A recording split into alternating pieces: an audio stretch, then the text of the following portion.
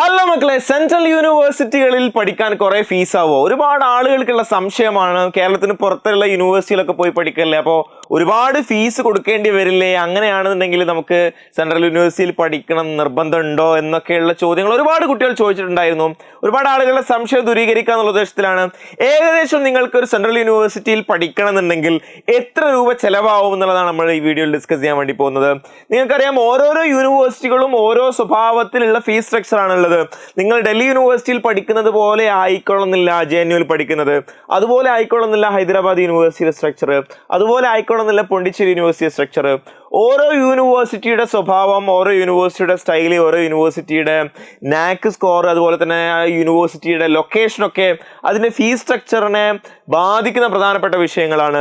യൂണിവേഴ്സിറ്റിയുടെ സ്വഭാവം തീർച്ചയായിട്ടും ബാധിക്കും. കാരണം എന്താ വെച്ചാൽ യൂണിവേഴ്സിറ്റി എത്രത്തോളം പ്രൊമിനൻ്റ് ആയിട്ടുള്ള യൂണിവേഴ്സിറ്റിയാണ്, ആ യൂണിവേഴ്സിറ്റിക്ക് എത്രത്തോളം സ്വഭാവത്തിലുള്ള ഫണ്ടിങ് ഉണ്ട്, അതിനനുസരിച്ചൊക്കെ ഫീസ് സ്ട്രക്ചറിലൊക്കെ വ്യത്യാസം ഉണ്ടാവും. എല്ലാ യൂണിവേഴ്സിറ്റിയിലും നിങ്ങൾക്ക് ഹോസ്റ്റൽ ഫെസിലിറ്റി ഉണ്ടായിക്കൊള്ളുന്നില്ല. ഹോസ്റ്റൽ ഫെസിലിറ്റി അവൈലബിൾ അല്ലാത്ത യൂണിവേഴ്സിറ്റികളിൽ ഒരുപക്ഷെ നിങ്ങൾക്ക് എന്ത് ചെയ്യേണ്ടി വരും? നിങ്ങളുടെ ഫ്രണ്ട്സിൻ്റെ കൂടെ PG പേയിങ് ഗസ്റ്റ് അല്ലെങ്കിൽ ഈ പറഞ്ഞ പോലെ ഒരുമിച്ച് റൂം ഷെയറിംഗ് ഒക്കെ പോലെയുള്ള സംവിധാനങ്ങൾ ഉപയോഗപ്പെടുത്തേണ്ടതായിട്ട് വരും എന്നുള്ളതാണ്. അങ്ങനെ നിങ്ങളുടെ ഒരു അക്കാഡമിക് അന്തരീക്ഷവും അതുപോലെ തന്നെ നിങ്ങളുടെ യൂണിവേഴ്സിറ്റിയുടെ സാഹചര്യമൊക്കെ അനുസരിച്ച് ഈ പറയുന്ന സ്ട്രക്ചറിലൊക്കെ വ്യത്യാസം ഉണ്ടാകും. എന്നാലും ഞാൻ കുറച്ച് യൂണിവേഴ്സിറ്റിയുടെ ഫീസ് സ്ട്രക്ചർ ഏകദേശം നിങ്ങൾക്ക് എത്ര ആയിരിക്കും വരാൻ സാധ്യത ഉള്ളത് എന്നതുകൂടി മനസ്സിലാക്കാൻ വേണ്ടിയിട്ട് കുറച്ച് യൂണിവേഴ്സിറ്റിയുടെ ഫീസ് സ്ട്രക്ചർ ഞാൻ ഇവിടെ കരുതിയിട്ടുണ്ട്. യൂണിവേഴ്സിറ്റിയുടെ ഫീസ് സ്ട്രക്ചർ മനസ്സിലാക്കുക, കളക്ട് ചെയ്യുക എന്നൊക്കെ പറയുന്നത് വലിയൊരു ടാസ്കുള്ള പ്രോസസ്സാണ്. അതുകൊണ്ട് തന്നെ നിങ്ങൾ ഏത് യൂണിവേഴ്സിറ്റി ആണോ സ്പെസിഫിക്കലി ഫോക്കസ് ചെയ്യുന്നത്, നിങ്ങൾ ഏത് കോഴ്സാണോ നിങ്ങൾ പഠിക്കണം എന്ന് ആഗ്രഹിക്കുന്നത്, ആ യൂണിവേഴ്സിറ്റിയുടെ ഫീസ് സ്ട്രക്ചറിനെ കുറിച്ച് നിങ്ങൾ കൃത്യമായിട്ട് ധാരണ കിട്ടണമെന്നുണ്ടെങ്കിൽ അതിൻ്റെ വെബ്സൈറ്റിലാണ് നിങ്ങൾ സന്ദർശിക്കേണ്ടത് എന്നുള്ളതാണ്. അങ്ങനെ നിങ്ങൾ നോക്കുന്ന സമയത്ത് കൃത്യമായിട്ട് നിങ്ങൾക്ക് ധാരണ ഉണ്ടാവും എന്നുള്ളതാണ്. അപ്പോൾ നമ്മൾ നോക്കാം, ഓരോ യൂണിവേഴ്സിറ്റിക്ക് അനുസരിച്ചും വ്യത്യാസം ഉണ്ടാവും എന്നുള്ള കാര്യം ഞാൻ വീണ്ടും സൂചിപ്പിക്കുകയാണ്. ഇതൊരു കോമൺ ആയിട്ട് ഒരു ഒറ്റ ഫീസ് സ്ട്രക്ചർ ഒന്നുമല്ല. അതുകൊണ്ട് തന്നെ നിങ്ങൾ പ്രത്യേകം ശ്രദ്ധിക്കേണ്ടതാണ് എന്നാണ്. ഇന്ത്യയിലെ കമ്പാരിറ്റീവ്ലി നല്ല ഫീസ് ഉള്ള ഒരു യൂണിവേഴ്സിറ്റിയാണ് പോണ്ടിച്ചേരി യൂണിവേഴ്സിറ്റി. അത് നിങ്ങൾക്ക് മനസ്സിലാക്കിയാൽ തന്നെ കാണാൻ വേണ്ടി സാധിക്കുന്നതാണ്. നിങ്ങൾ പോണ്ടിച്ചേരി യൂണിവേഴ്സിറ്റി എടുത്ത് നോക്കിക്കഴിഞ്ഞാൽ പോണ്ടിച്ചേരി യൂണിവേഴ്സിറ്റിയുടെ ഒരു ഫീസ് സ്ട്രക്ചർ നോക്കിക്കഴിഞ്ഞാൽ പോണ്ടിച്ചേരി യൂണിവേഴ്സിറ്റി എടുക്കുന്ന ഫീസ്, പോണ്ടിച്ചേരി യൂണിവേഴ്സിറ്റിയുടെ ഒരു സെമസ്റ്ററിലുള്ള ഫീസ് നോക്കിക്കഴിഞ്ഞാൽ ഏകദേശം 26,878 രൂപ ലാംഗ്വേജ് കോഴ്സുകൾക്ക് വരുന്നുണ്ട്. ഇതൊരു സെമസ്റ്ററിലേക്കുള്ളതാണ് കേട്ടോ. ഫസ്റ്റ് സെമസ്റ്റർ എന്ന് പറഞ്ഞു കഴിഞ്ഞാൽ നിങ്ങൾ അഡ്മിഷൻ എടുക്കുന്ന ഒരു സമയമായിരിക്കും. അപ്പോൾ സ്വാഭാവികമായിട്ടും അതിൻ്റേതായിട്ടുള്ള ഫീസ് സ്ട്രക്ചർ ഉണ്ടാവും എന്നുള്ളതാണ്. Second semester, fourth semester, sixth semester, 8th semester, അതായത് ഈവൻ സെമസ്റ്ററുകൾ. ഒരു സെമസ്റ്റർ എന്ന് പറഞ്ഞാൽ 6 മാസമാണ് അതിൻ്റെ കാലാവധി, മനസ്സിലാക്കാം. അങ്ങനെ ഈവൻ സെമസ്റ്ററുകളിൽ നിങ്ങൾക്ക് ഫീസ് കുറവാണ് കണ്ടില്ലേ. നിങ്ങൾക്ക് 3000 റേഞ്ചിലൊക്കെ എന്തുള്ളൂ ഫീസ് വരുന്നുള്ളൂ എന്നതാണ്. ഇനി വീണ്ടും നിങ്ങൾ ഓഡ് സെമസ്റ്ററിലേക്ക് നടക്കുന്ന സമയത്ത്, അതായത് ഒരു കൊല്ലം കഴിഞ്ഞ് രണ്ടാമത്തെ കൊല്ലത്തിലേക്ക്, 3ാമത്തെ സെമസ്റ്ററിലേക്കോ 5ാമത്തെ സെമസ്റ്ററിലേക്കോ 7ാമത്തെ സെമസ്റ്ററിലേക്കോ ഒക്കെ നിങ്ങൾ കടക്കുന്ന സമയത്ത് നിങ്ങൾ അടക്കേണ്ട ഫീസ്, ഇത് സെമസ്റ്റർ വൈസ് ആണ് ഫീസ് വരുന്നത്. 17,000 വരുന്നുണ്ട്, 15,000, 25,000 വരെയൊക്കെ. അതായത് നല്ല ഫീസുള്ള കോഴ്സുണ്ട്. ഇപ്പോൾ ഉദാഹരണം നോക്കുകയാണെങ്കിൽ പ്രൊഫഷണൽ കോഴ്സുകൾ, BTech computer science engineering, BTech computer science and engineering പോലുള്ള കോഴ്സുകൾക്ക് നല്ല ഫീസ് ഉണ്ട്. 65,000 ഒക്കെ വരുന്നുണ്ട്, 55,000 ഒക്കെ ഈവൻ ഓഡ് സെമസ്റ്ററിലും 10,000 ഈവൻ സെമസ്റ്ററിലും വരുന്നതായിട്ട് കാണാൻ വേണ്ടി സാധിക്കും എന്നുള്ളതാണ്. ഇത് നിങ്ങളുടെ അഡ്മിഷൻ ഫീയുമായി ബന്ധപ്പെട്ടുള്ള ഫീസ് സ്ട്രക്ചർ മാത്രമാണ് ഇവിടെ കൊടുത്തിട്ടുള്ളത്. ഇനി ഇതിന് എക്സ്ട്രാ നിങ്ങൾക്ക് എന്താണ് വരാൻ സാധ്യത ഉണ്ടാവുക? എക്സ്ട്രാ നിങ്ങൾക്ക് വരാൻ സാധ്യത ഉള്ളത് നിങ്ങളുടെ ഫുഡ് എക്സ്പെൻസും നിങ്ങളുടെ ഹോസ്റ്റൽ എക്സ്പെൻസുമാണ്. ഹോസ്റ്റൽ എക്സ്പെൻസ് എന്നൊക്കെ പറയുന്നത് ഒരു യൂണിവേഴ്സിറ്റിക്ക് അനുസരിച്ച് വ്യത്യാസം ഉണ്ടാവും. യൂണിവേഴ്സിറ്റിയുടെ ഹോസ്റ്റൽ തന്നെയാണ് നിങ്ങൾ ഉപയോഗപ്പെടുത്തുന്നതെങ്കിൽ നിങ്ങൾക്ക് പൊതുവെ എന്തായിരിക്കും ഫീസ് സ്ട്രക്ചറൊക്കെ കുറവായിരിക്കും. നിങ്ങൾക്കൊരു മന്ത്ലി 1,000 അല്ലെങ്കിൽ ഒരു ആവറേജ് ഒരു സെമസ്റ്ററിൽ ഏകദേശം ഒരു 5,000 റേഞ്ചിലൊക്കെയുള്ള 5,000-6,000 റേഞ്ചിലൊക്കെ ആയിരിക്കും. ഒരുപക്ഷെ നിങ്ങൾക്ക് ഉണ്ടാവും, യൂണിവേഴ്സിറ്റിക്ക് അനുസരിച്ച് വ്യത്യാസം ഉണ്ടാവും. ഭക്ഷണത്തിന് നിങ്ങളുടെ ഒരു മന്ത്ലി എന്നുള്ള സ്വഭാവത്തിലുള്ള റേഞ്ച് ആയിരിക്കും ഉണ്ടാവുക. 2,000-2,500 വരെയൊക്കെ പോകാനൊക്കെ ഉള്ള സാധ്യത ഉണ്ട് എന്നുള്ളതാണ്. നിങ്ങൾ കേരളത്തിലെ ഒരു സെൽഫ് ഫൈനാൻസിങ് കോളേജുകളിൽ പഠിക്കുന്ന സ്വഭാവത്തിലൊക്കെ ഉള്ള ഫീസ് സ്ട്രക്ചർ തന്നെ ബേസിക്കലി എന്ത് വരുന്നുള്ളൂ, ഒരു സെൻട്രൽ യൂണിവേഴ്സിറ്റി ആണെങ്കിലും വരുന്നുള്ളൂ എന്നാണ് നിങ്ങൾ മനസ്സിലാക്കേണ്ടത് എന്നാണ്. ഇനി നമുക്ക് ഡൽഹി യൂണിവേഴ്സിറ്റിയിലേക്ക് കടക്കാം. ഡൽഹി യൂണിവേഴ്സിറ്റിയിൽ കീഴിൽ ഒരുപാട് കോളേജ് ഉണ്ട്. ഞാൻ ഇവിടെ ഹാൻസ്രാജ് കോളേജ് മാത്രമാണ് എടുക്കുന്നത്. ഹാൻസ്രാജ് കോളേജ് എന്ന് പറഞ്ഞാൽ ഡൽഹി യൂണിവേഴ്സിറ്റിയുടെ പ്രധാനപ്പെട്ട ഒരു കോളേജാണ്. ഹാൻസ്രാജ് കോളേജിലെ ആനുവൽ ഫീസ് സ്ട്രക്ചറാണ്. അതിൽ tuition fee, admission fee, lab fee, university development fee, അങ്ങനെയുള്ള കുറേ ഫീസ് സംഗതികളൊക്കെ വരുന്നുണ്ട്. അത് ടോട്ടൽ വരികയാണെങ്കിൽ ഏകദേശം 30,000 റുപ്പീസാണ് നിങ്ങൾക്ക് എന്ത് ചെയ്യുന്നത് ഹാൻസ്രാജ് കോളേജിൽ നിങ്ങൾക്ക് സയൻസ് കോഴ്സുകൾ പഠിക്കാൻ ആവശ്യമായിട്ട് വരുന്ന ഫീസ് എന്ന് പറയുന്നത്. വരുന്നത്. ഇത് ആനുവൽ ആണ്, അതായത് ഒരു വർഷത്തിൽ വരുന്ന ഫീസാണ് 30,000 എന്ന് പറയുന്നത്. അപ്പോൾ ഒരു സെമസ്റ്റർ നോക്കുകയാണ് 15,000 രൂപ നിങ്ങൾക്ക് എന്ത് വരുന്നുള്ളൂ. അത് കേരളത്തിലെ എല്ലാ സെൽഫ് ഫിനാൻസിങ് കോളേജുകളിലും നിങ്ങൾ ഈ പറയുന്ന പോലെ BSc കോഴ്സോ BCom കോഴ്സോ ഒക്കെ പഠിക്കുകയാണെങ്കിൽ നിങ്ങൾക്ക് തീർച്ചയായിട്ടും ആ ഫീസ് ഉണ്ടാവും എന്നുള്ളതാണ്. അത് ആർട്സ് സബ്ജക്റ്റിലേക്ക് വരുന്ന സമയത്ത് വീണ്ടും കുറയുന്നു. ഈ ലാബൊക്കെ ഉള്ളതുകൊണ്ടാണ് എന്ത് ചെയ്യുന്നത്, ഈ പറയുന്ന പോലെ സയൻസ് സബ്ജക്റ്റിന് കൂടുതൽ വരുന്നത്. ലാബൊന്നും ഇല്ലാത്ത സബ്ജക്റ്റ് 26,900 സംതിങ്, അതായത് 27,000 3,000 രൂപ കുറയുന്നുണ്ട്. എക്കണോമിക്സ് കൊമേഴ്സിൽ വരുന്ന സമയത്ത് 28,000 സംതിങ് ആണ് വരുന്നത്. അതുപോലെ തന്നെ കമ്പ്യൂട്ടർ സയൻസിലേക്ക് വരുന്ന സമയത്ത് 56,000 സംതിങ് ആണ് വരുന്നത്. കാരണം അതിൽ കുറച്ചുകൂടിയും ടെക്നിക്കൽ സ്വഭാവത്തിലുള്ള ട്യൂഷൻ ഫീസ് ഒക്കെ കുറച്ച് അധികമാണ്. ഇതിനൊക്കെ നോക്കുക, നിങ്ങൾക്ക് 150 രൂപ ഫീസ് വരുന്നുള്ളൂ. കമ്പ്യൂട്ടർ സയൻസിലേക്ക് എത്തുമ്പോൾ അത് 15,000 ആവുന്നു എന്നുള്ളതാണ്. അതാണ് ഞാൻ പറയുന്നത്, കോഴ്സിന്റെ സ്വഭാവത്തിനനുസരിച്ച് ഫീൽ വ്യത്യാസം ഉണ്ടാവും, യൂണിവേഴ്സിറ്റിയുടെ സ്വഭാവത്തിനനുസരിച്ച് ഫീസിൽ വ്യത്യാസം ഉണ്ടാവും. അതുപോലെ തന്നെ നിങ്ങൾ ആ യൂണിവേഴ്സിറ്റി ഏത് ലെവലിലാണ്. ഇപ്പോൾ സെൻട്രൽ യൂണിവേഴ്സിറ്റിക്ക് ഫീസ് വ്യത്യാസമുണ്ട്, സ്റ്റേറ്റ് യൂണിവേഴ്സിറ്റികൾ ഡീംഡ് യൂണിവേഴ്സിറ്റികൾക്ക് വ്യത്യാസമുണ്ട്. അതുപോലെ തന്നെ പ്രൈവറ്റ് യൂണിവേഴ്സിറ്റികൾക്ക് ഭയങ്കര വ്യത്യാസമുണ്ട്. പ്രൈവറ്റ് യൂണിവേഴ്സിറ്റി ഫീസ് സ്ട്രക്ചർ നമ്മളിവിടെ പറയുന്നേ ഇല്ല എന്നാണ് മനസ്സിലാക്കേണ്ടത്. ഇത് ഡൽഹി യൂണിവേഴ്സിറ്റിയിൽ ഒരേ ഒരു കോളേജിനെ കുറിച്ച് മാത്രം ഞാൻ സാമ്പിൾ എന്നുള്ള സ്വഭാവത്തിൽ എടുത്തതാണ്. ഇനി അല്ലാതെ ഡൽഹി യൂണിവേഴ്സിറ്റിയിലുള്ള ഓരോരോ കോളേജിലെയും ഫീസ് സ്ട്രക്ചറിനെ കുറിച്ച്, കോഴ്സിനെ കുറിച്ചൊക്കെ വിശദമായിട്ടുള്ള വീഡിയോസ് നമ്മൾ ചെയ്യുന്നതായിരിക്കും. നിങ്ങൾ ഒന്നുകൊണ്ട് ബേജാറാവേണ്ട ആവശ്യമില്ല, നിങ്ങൾ ടെൻഷൻ അടിക്കേണ്ട യാതൊരു ആവശ്യമില്ല. നിങ്ങളുടെ എല്ലാ ഡൗട്ടുകളും ക്ലിയർ ചെയ്ത് പോകുന്നതാണ്. അഡ്മിഷനിലേക്ക് എടുക്കുന്ന സമയത്ത് നമ്മൾ അതൊക്കെ ഡിസ്കസ് ചെയ്ത് പോകുന്നതായിരിക്കും. അതുകൊണ്ട് ചാനൽ സബ്സ്ക്രൈബ് ചെയ്യാത്ത ആളുകൾ സബ്സ്ക്രൈബ് ചെയ്യുക, അതുപോലെ തന്നെ നിങ്ങൾ ഫ്രണ്ട്സിലേക്ക് ഷെയർ ചെയ്ത് കൊടുക്കുകയും ചെയ്യുക. CUT-യുമായി ബന്ധപ്പെട്ട എല്ലാവിധ കാര്യങ്ങളും, ഡൗട്ടുകളും ക്ലിയറൻസും അപ്ഡേറ്റ്സും എല്ലാം നമുക്ക് കൃത്യമായിട്ട് ഈ ചാനലിൽ വരുന്നതായിരിക്കും എന്നുള്ള കാര്യം സൂചിപ്പിക്കുകയാണ്. ഇനി university of Hyderabad central university എന്ന് പറയുന്നത് മറ്റ് ഇൻറ്റഗ്രേറ്റഡ് പ്രോഗ്രാം പ്രൊവൈഡ് ചെയ്യുന്ന ഒരു യൂണിവേഴ്സിറ്റിയാണ്.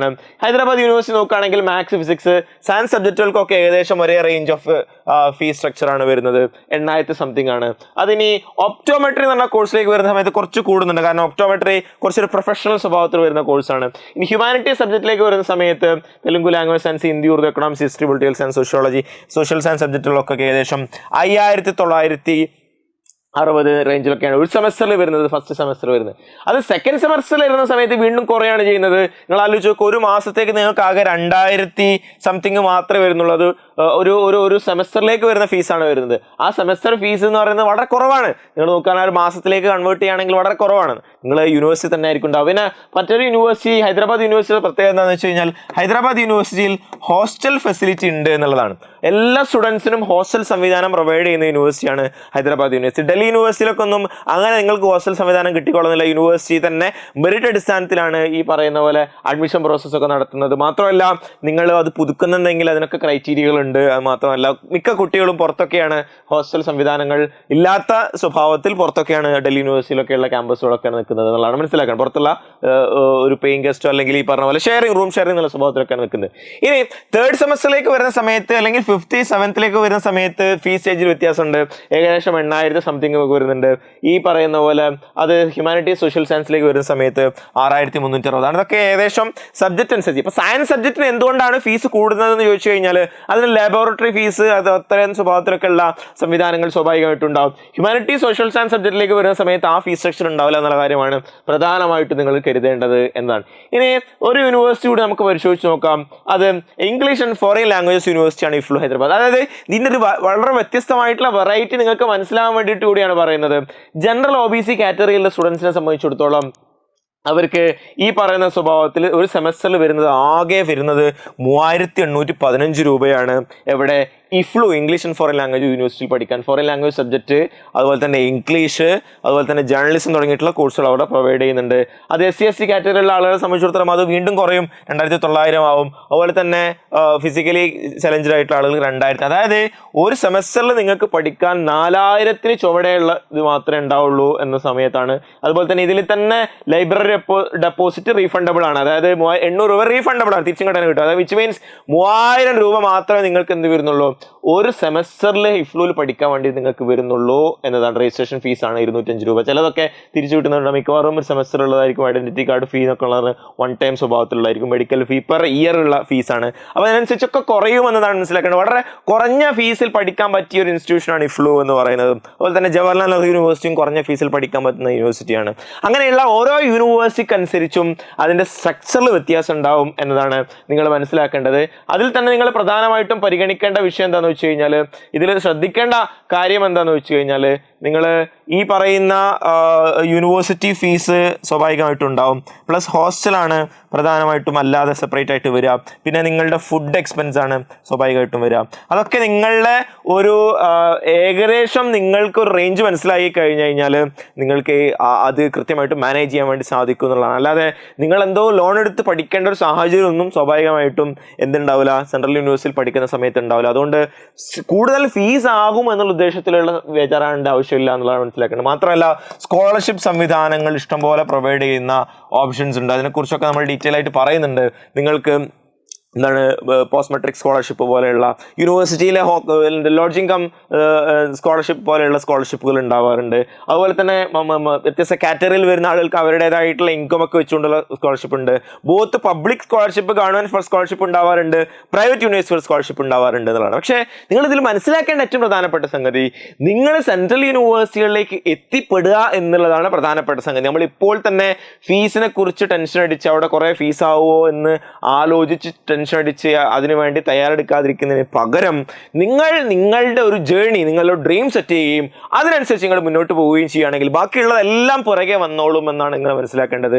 അതുകൊണ്ട് പഠിക്കാൻ ഇവിടെ ഫീസ് അടക്കാൻ സന്നദ്ധ അല്ലെങ്കിൽ ഫീസ് അടക്കാൻ കപ്പാസിറ്റി ഇല്ലാത്തതുകൊണ്ട് നിങ്ങളുടെ പഠനം മുടങ്ങുന്ന ഒരു സാഹചര്യം എന്തായാലും ഉണ്ടാവില്ല എന്നുള്ള കാര്യമാണ് നിങ്ങൾ മനസ്സിലാക്കേണ്ടത്. അതിനനുസരിച്ചൊക്കെ വളരെ ഫ്ലെക്സിബിൾ ആയിട്ടാണ് നമ്മുടെ സംവിധാനങ്ങളൊക്കെ ഉള്ളത്. അതുകൊണ്ട് നിങ്ങളുടെ ജേർണി, നിങ്ങളുടെ ഡ്രീം ജേർണി, നിങ്ങളുടെ ഡ്രീം ഡെസ്റ്റിനേഷനിലേക്ക് എത്താൻ വേണ്ടിയിട്ടുള്ള ജേർണി നിങ്ങൾ വളരെ പെട്ടെന്ന് തന്നെ ഇതുവരെ സ്റ്റാർട്ട് ചെയ്തിട്ടില്ലെങ്കിൽ സ്റ്റാർട്ട് ചെയ്യുക. ബോർഡിന്റെ കൂടെ തന്നെ CUT പ്രിപ്പറേഷൻ നിങ്ങൾക്ക് നടത്താവുന്നതാണ്. അതിന് നിങ്ങൾക്ക് എജുപോർട്ടിന്റെ ഫാസ്റ്റ് ട്രാക്ക് ബാച്ചിൽ ജോയിൻ ചെയ്യാവുന്നതാണ്. നിങ്ങൾക്ക് വളരെ കൃത്യമായിട്ട് ലൈവ് ക്ലാസ്സുകളും അതുപോലെ തന്നെ നിങ്ങൾക്ക് റെക്കോർഡഡ് ക്ലാസ്സുകളും അതുപോലെ മോക്ക് ടെസ്റ്റുകളും അഡാപ്റ്റ് ടെസ്റ്റുകളും ഒക്കെ നിങ്ങൾക്ക് പ്രൊവൈഡ് ചെയ്യുന്നതായിരിക്കും. അതുകൊണ്ട് നിങ്ങൾ ഇതുമായി ബന്ധപ്പെട്ട് കൂടുതൽ ഡീറ്റെയിൽസ് അറിയാൻ നിങ്ങൾക്ക് താഴെ ഡിസ്ക്രിപ്ഷൻ ബോക്സിൽ കൊടുത്തിട്ടുണ്ട്. അതിൽ നിങ്ങൾക്ക് നമ്പറിൽ കോൺടാക്ട് ചെയ്യുകയോ അല്ലെങ്കിൽ അത് ലിങ്കിൽ ക്ലിക്ക് ചെയ്യുകയോ ചെയ്യാവുന്നതാണ്. സോ ഈ ഫീസ് സെക്ഷനെ കുറിച്ച് ഇതാണ് പറയാനുള്ളത്. ഏതെങ്കിലും ഇതുമായി ബന്ധപ്പെട്ട് സംശയങ്ങളോ കാര്യങ്ങളൊക്കെ ഉണ്ടെങ്കിൽ നിങ്ങൾക്ക് കമന്റ് ബോക്സിൽ ചോദിക്കാവുന്നതാണ്. So wish you all the best. Thank U.